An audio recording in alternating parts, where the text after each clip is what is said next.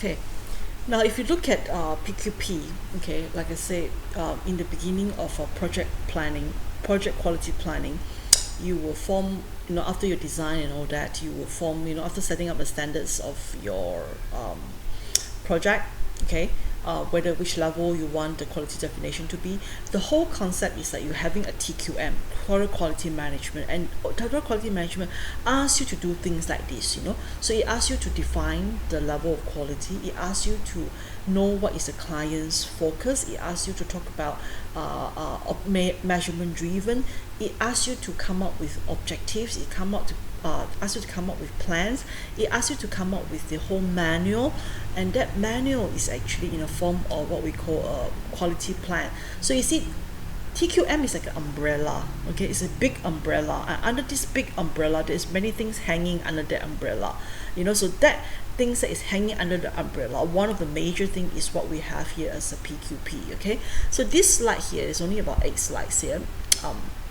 It's about what should be included in your project quality plan. Okay, your project quality plan should be very task focused, so meaning that the design is pretty much done. I mean, when you do the design, obviously you need to look into all the levels, the mission, the vision, the objectives of the project, the goals of the project, the culture. You're talking about a total quality culture. What do you mean by total quality culture?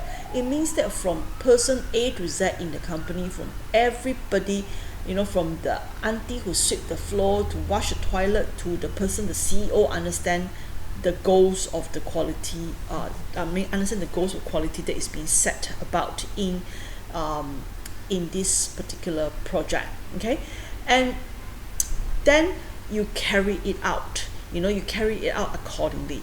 So total quality culture is like everybody think quality, talk quality, do quality. The culture is there. So if we talk about TQM, it actually emphasizes on that culture. It emphasizes on that new type of thinking. It's just like, when you say that there's some hotels who are 5 stars hotel, like I think one of the, I don't remember which of the hotel, I think it's Ritz-Carlton, yes.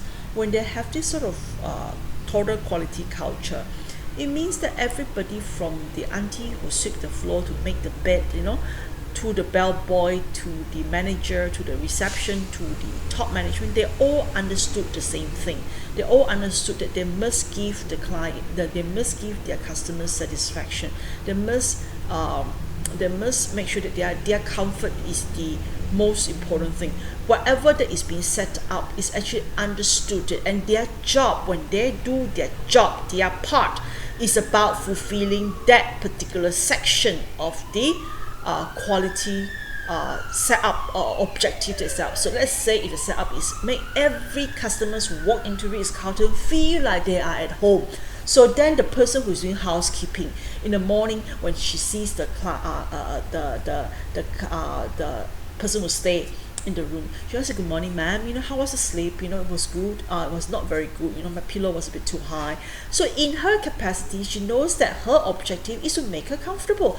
So she will say that, "Oh, really? So can I actually change a pillow for you? Can I actually bring you a few pillows so that you can actually test it out and try it out? Or there is pillow choices that you can pick, and I can bring you the one that you want." You see, so the customer from that particular housekeeping lady, they're already feeling very good about it, you see.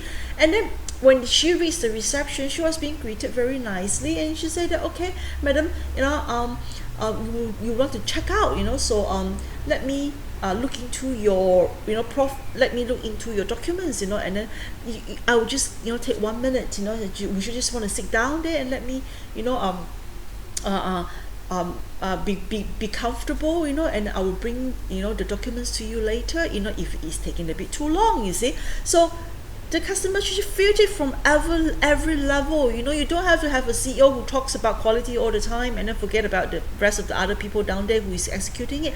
So same here, if you have the as a construction company, if you have that means everybody will be doing their parts to make sure that the objective that you set up to do is going to be fulfilled, you see.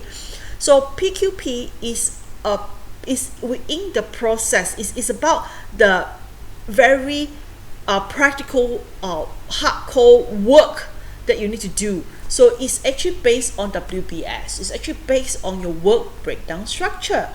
So I hope everybody understands. So under the umbrella of TQM, you have the culture, and then within that you have the leadership who actually will the leadership will actually enforce on it. They will allow it, they will give budget for it, and then you've got the flow people who has a change of mentality. They are given proper training, you know, they know the importance of every part. My barbenders know why my job important, my formwork carpenter knows why my job is important, my concreter knows why my job is important. So then they will do it accordingly. Okay, and then from there you also have this other elements, okay, which I'll explain. So PQP is one of the elements. It's a manual that is one of the elements. Inside that, it will state down the job, you know, the work that is supposed to be carried out, every component. So with each and every one of the component, you are trying, you can actually go by a few things, okay. Standards and all that is actually quite common, you know, like you can use BS standards, you can use Euro standards, you can use MS standards. So different standards will be there. So meaning that your work breakdown will be associated with some standards, and then next column it will be associated with some work method statement, how you plan to carry out step 1, step 2, step 3 of the work that you know you're going to do here.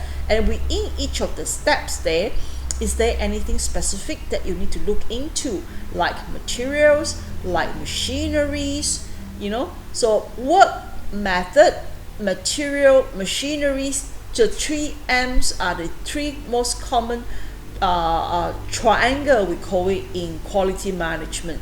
So with the standards, you look into the methods, you look into the material, you look into the machineries. It's just like if I say that I want to have a good, I want to design, I want to create a shirt that is good quality.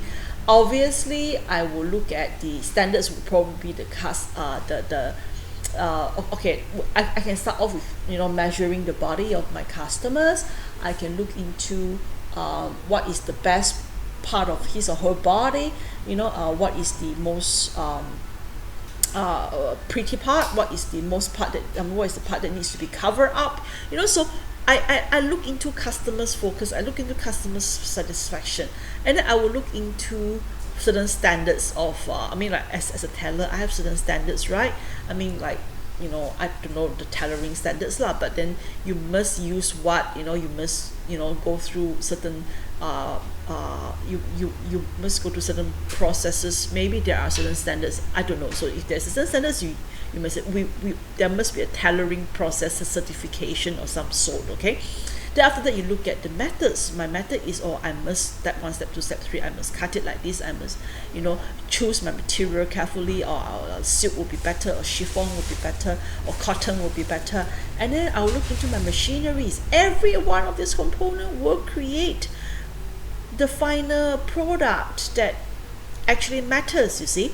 So when you look into these different components, the methods, the work methods, the machineries and the material, all this, try to quantify it, try to have a measurement. My material must be how many percent cotton, how many percent viscose, how many percent silk, how many percent chiffon. You can actually have that standards written down, you see. And then that's where you have that measurement, that numbers there.